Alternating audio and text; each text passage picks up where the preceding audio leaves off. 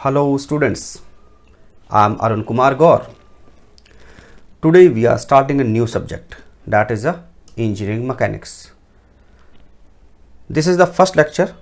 So first we will introduce this about the subject. What is this subject और इसके parts वगैरह कौन कौन से होते हैं.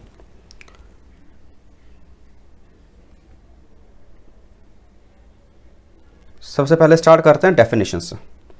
डेफिनेशन क्या है इसका? Engineering mechanics is the branch of science which deals with bodies in both stationary and moving conditions under the influence of the forces. Means engineering mechanics जो subject है उसमें हम both stationary और moving means जो आराम से रखी हुई है और जो थोड़ा moving है, running है, दोनों को कंसिडर करते हैं, दोनों को हम ऑब्जर्व कर लेते हैं इस सब्जेक्ट में. और under the influence of the forces, चाहे कोई बॉडी रेस्ट पर है या फिर मूविंग है, दोनों पर ही कुछ फोर्सेस एक्ट करते हैं. तो under the influence of the forces हम दोनों को एनालाइज कर सकते हैं. अब बात करते हैं क्लासिफिकेशन ऑफ दिस सब्जेक्ट. देखिए जो मैकेनिक्स सब्जेक्ट है ना, मेनली इसमें 3 सब्जेक्ट आ जाते हैं अलग अलग. हम ओनली मैकेनिक्स की बात करें तो like first is the mechanics of rigid bodies, second is the mechanics of deformable bodies and third one is the mechanics of fluids. अभी जो हमारा जो सब्जेक्ट है engineering mechanics, that is the mechanics of rigid bodies. और जो ये बाकी वाले 2 सब्जेक्ट हैं मैकेनिक्स ऑफ डिफॉर्मेबल बॉडीज, इसमें क्या आता है? Strength of material, theory of elasticity, जो इससे रिलेटेड जो भी टॉपिक्स हैं वो आते हैं मैकेनिक्स ऑफ डिफॉर्मेबल बॉडीज में. और एक होता है मैकेनिक्स ऑफ फ्लूइड, इसमें क्या आता है? Ideal fluid, viscous fluid, incompressible fluid. Means जो फ्लूइड से रिलेटेड है कि फ्लूइड रेस्ट में है या फ्लो कर रहा है, वो जितना भी कंडीशंस हैं वो हम मतलब किस में एनालाइज करते हैं, किस में पढ़ते हैं? मैकेनिक्स ऑफ फ्लूइड्स में. ये एक अलग ही सब्जेक्ट है. और एक सब्जेक्ट है स्ट्रेंथ ऑफ मटेरियल, ठीक है. बट अब हमारा क्या सब्जेक्ट है? Engineering mechanics only. उसमें क्या रहता है कि जो रिजिड बॉडीज होती हैं हम उनको ही सर हम यहाँ पर कवर करते हैं. अच्छा, ये जो हम बात कर रहे हैं रिजिड बॉडीज होती क्या हैं? A body in which the distance between any 2 particles remains constant. It means the size and shape of the body do not change when it is acted upon by a force system is called a rigid body. मतलब कहना क्या चाह रहे हैं यहाँ पर? इसका मतलब है कि जैसे एक एग्जांपल लेते हैं हम, एक रॉड है, like this is a rod. हमने एक एंड पर इसको फिक्स कर रखा है. अब यहाँ पर हम एक फोर्स अप्लाई कर रहे हैं, पुशिंग फोर्स. फॉर एग्जांपल इसमें एक पॉइंट है given A and this is point B, और इनके बीच में जो डिस्टेंस है दैट इज 1 मीटर. ओके, अभी हमने यहाँ पर जो फोर्स अप्लाई की, तो फोर्स अप्लाई हम कितना भी करें रिजिड बॉडी में, तो जो पॉइंट्स हैं, जो पॉइंट्स हमारे पास है, उसका जो डिस्टेंस है वो कम नहीं होगा. यानी पॉइंट ए और बी में जो डिस्टेंस 1 मीटर है वो कम नहीं होगा. That is a rigid body. अच्छा, एक दूसरी बॉडी होती है इलास्टिक बॉडीज. इलास्टिक बॉडीज में क्या होता है? दूसरा क्या है? Elastic body. इलास्टिक बॉडीज में क्या होता है? लाइक ये एक रॉड है, रबड़ का रॉड है, ठीक है. ये भी इस एंड पर फिक्स है और हमने इस पर भी पुशिंग फोर्स अप्लाई किया. इसमें भी पॉइंट ए और बी 2 पॉइंट हैं जिनके बीच में जो डिस्टेंस है डेट इज 1 मीटर. अब हम इस पर पुशिंग फोर्स लगाएंगे तो क्या होगा? रबर है, थोड़ा सा कंप्रेस हो जाएगा.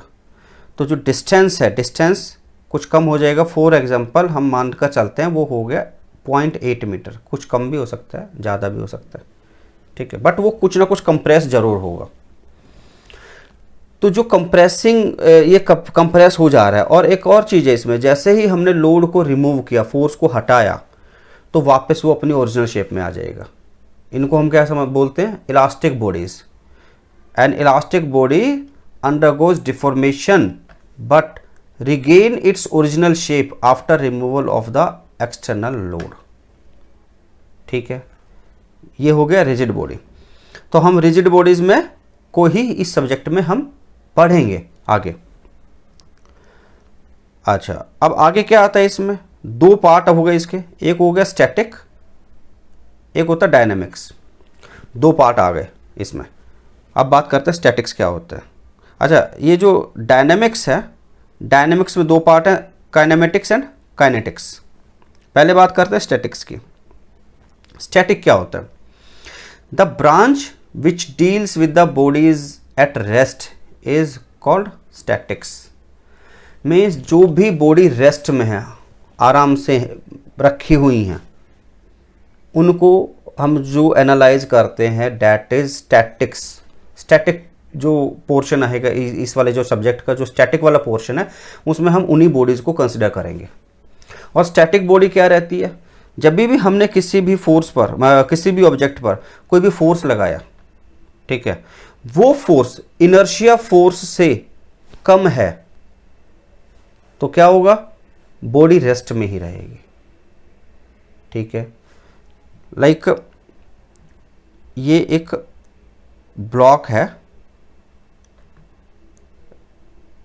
फ्लोर पे रखा हुआ है। अब हमने इस पर कुछ तो इसका इनर्शिया फोर्स होगा ही।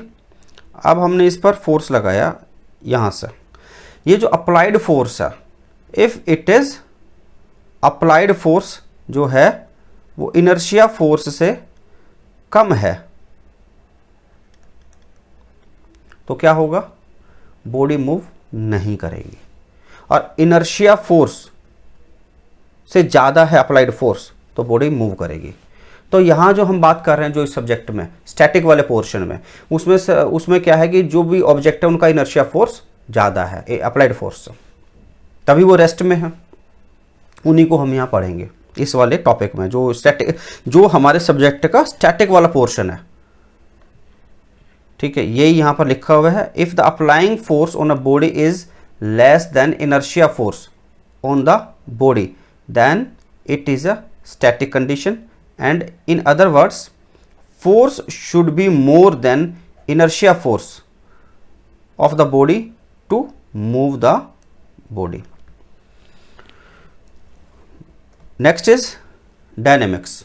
Dynamics में क्या है, it deals with the study of bodies in motion.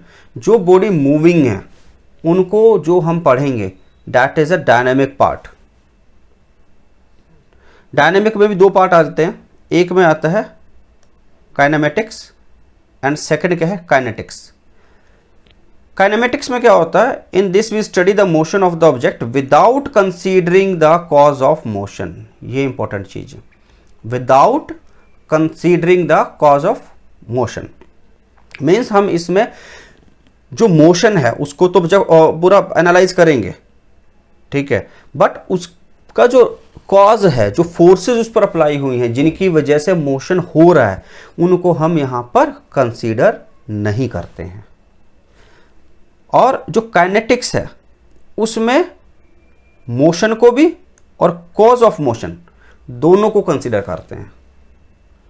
तो ये जो अभी इस वीडियो में हमने यही समझा कि जो मैकेनिक्स जो सब्जेक्ट है उसमें कौन कौन से पार्ट्स होते हैं, ठीक है। लाइक कौन कौन से पार्ट है इसमें, सबसे पहले तो हम इसमें पढ़ते हैं रिजिड बॉडीज के बारे में ओनली, फिर उसको डिवाइड हो गया किसमें, स्टैटिक्स में एंड डायनेमिक्स में। डायनेमिक के भी दो पार्ट हैं, काइनेमेटिक्स एंड काइनेटिक्स, ठीक है। Thanks for watching the video.